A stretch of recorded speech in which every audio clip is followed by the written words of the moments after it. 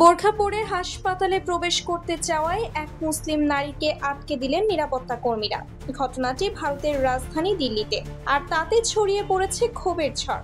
ভারতের গুরু তেগ বাহাদুর বা জিটিবি হাসপাতালে বোরখা পরা এক নারীকে প্রবেশে বাধা দেওয়ার অভিযোগ ঘিরে এখন দেশ জুড়ে চলছে ধর্মীয় বৈষম্য ও সংখ্যালঘুদের নিরাপত্তা নিয়ে উত্তপ্ত বিতর্ক।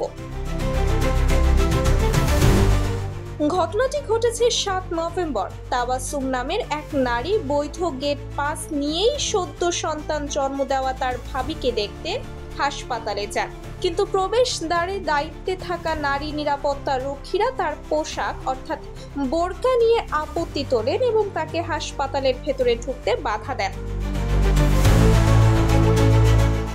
সামাজিক যোগাযোগ মাধ্যমে ভাইরাল হওয়া এক ভিডিওতে দেখা যায় তাবাসসুম প্রশ্ন করছেন এই পোশাক পরে কেন ঢোকা যাবে না, কিন্তু কোনো যুক্তিসঙ্গত উত্তর না দিয়েই তার প্রবেশ বন্ধ করা হয়, অথচ পাশের লাইন দিয়ে অন্যদের নির্বিঘ্নে ঢুকতে দেওয়া হয়।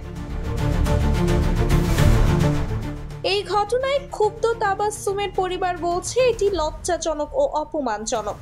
তাদের প্রশ্ন, একজন মুসলমান কি এখন নিজের আত্মীয়কে দেখতে গেলেও এমন অপমানের শিকার হবেন? জামিয়া মিলিয়া ইসলামিয়া বিশ্ববিদ্যালয়ের সমাজবিজ্ঞানী অধ্যাপক ইরফান আহমেদ এই ঘটনাটাকে ভারতের ক্রমবর্ধমান ধর্মীয় অসহিষ্ণুতার প্রতিচ্ছবি হিসেবে বর্ণনা করেছেন। তার মতে, আগে স্কুল কলেজে, এখন হাসপাতাল পর্যন্ত সংখ্যালঘুরা অনিরাপদ হয়ে পড়ছে, যা একেবারেই অগ্রহণযোগ্য। তবে কিছু প্রতিবেদনে বলা হয়েছে অতীতে নিরাপত্তার কারণে মুখ দেখানোর নিয়ম ছিল ঠিকই, কিন্তু জিটিবি হাসপাতালে বোরকা নিষিদ্ধ নয়। অনেকেই বলছেন এটি কোনো নিরাপত্তা নীতি নয়, বরং স্পষ্ট ইসলাম বিদ্বেষমূলক আচরণ।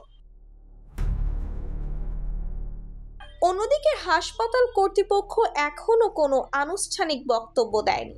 তবে মানবাধিকার সংগঠনগুলো ঘটনাটির নিরপেক্ষ তদন্ত দাবি করেছে এবং সরকারি হাসপাতালগুলোতে ধর্মীয় বৈষম্য রোধে কঠোর নীতিমালা প্রণয়নের আহ্বান জানিয়েছে। একবিংশ শতাব্দীর ভারত, যেখানে বিজ্ঞান, প্রযুক্তি, অর্থনীতি এগিয়ে চলেছে, সেখানে এখনো ধর্মীয় পোশাক নিয়ে বৈষম্য। এই প্রশ্নটাই তীব্র হয়ে উঠছে, মানবতা কোথায় হারিয়ে যাচ্ছে? Sumaiya Snigdha, daily our Bangladesh.